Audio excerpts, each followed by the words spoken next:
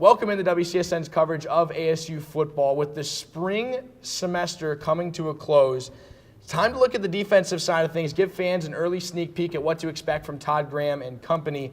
And alongside Jeff Sanders, I'm Nick Marek. Jeff, first thing up, defensive line, Will Sutton. He's back in Tempe. He said he wants the Rose Bowl, a consensus All-American pick. How good is this defensive line? This defensive line is awesome, Nick.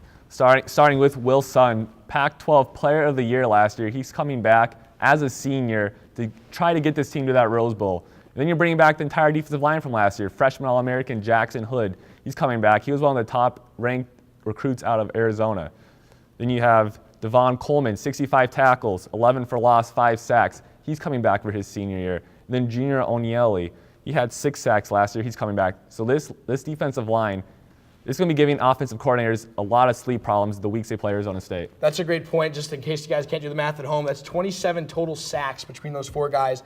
As of last year, they also had a combined 6 in the spring game. However, we're kind of throwing the flag on that one because honestly, all you have to do is touch the quarterback. So anytime Eubank, Berkovici, or Taylor Kelly was touched, it was marked as a sack in the book. So I'm a little generous in the stat sheet, but we'll go with it. Obviously, a very talented crew. Onieli is going to be a guy that has to come back from injury for sure. That will certainly be, the icing on top of the cake, so to speak, for this defensive unit. But that's not really a big issue. We mentioned how good they're going to be. Last year, they were second in NCAA with sacks.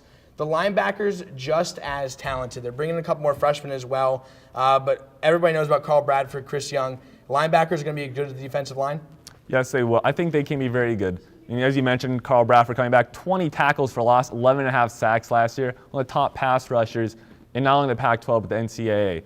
You also have Chris Young, 82 tackles, 14 of those for loss. He's coming back. And a guy that that impressed me this past Saturday at the spring game was Kipeli Koniseti. He made a nice play on Marion Grice inside the 5. I think he can provide some good depth. You also have Chance Cox, a freshman, one of the top Arizona recruits. He's coming in. So this linebacker, they have a lot of young depth on this linebacker group. So do you think, now, based on the spring game too, as good as the defensive line is, are the linebackers a group which maybe needed to play more back in coverage to help the secondary?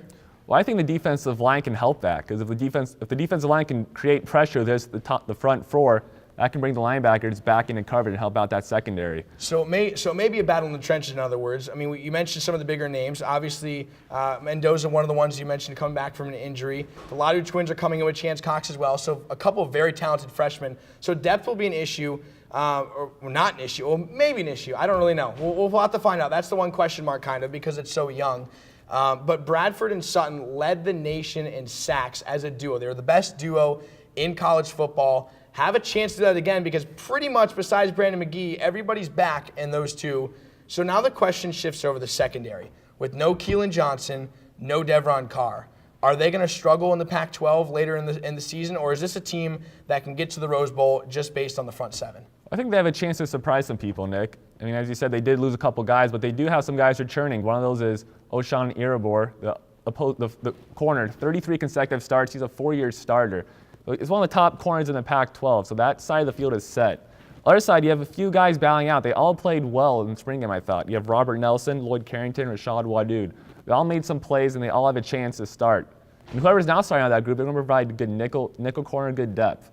And at safety, you have Alden Darby. On opposite of him, you have Liu Moiakiolu, fun one to say. And you also have Ezekiel Bishop battling for that opposite spot of Darby. So I think they have depth. I think they have some good players that can surprise some people. So the thing I like about the secondary, especially with Ozhan Iribor being more of a lockdown corner, Darby's the guy who can create plays in the backfield. It's one of those, when those 2 work together, it's absolutely magic just because Darby was 5th in the NCAA as well in interception yards for return. So he's got some speed in those legs as well. So the secondary could surprise people with Dood after sitting out 2 seasons, both torn ACL. You mentioned him.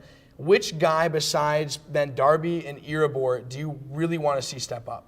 I want to see Robert Nelson step up. I mean, he had that big interception in the U of A game last year, and I think he's going to be a good player. And then, I mean, this unit was the 4th most in the nation in interceptions. So they're bringing back talent. They did lose Keelan Johnson, who led the team in picks. But I think Bishop or Moiakiolu, I think they can step up and make plays. Yeah, Robert Nelson was a guy that's creating some momentum from that Wildcat game. 5 interceptions gone from Keelan Johnson. But fans, this secondary could surprise you. in the coming months. So stay tuned to WCSN's coverage of ASU football throughout the rest of the spring, into the summer, and of course when the fall season begins. For Jeff Sanders, I'm Nick Marek. Hit the music.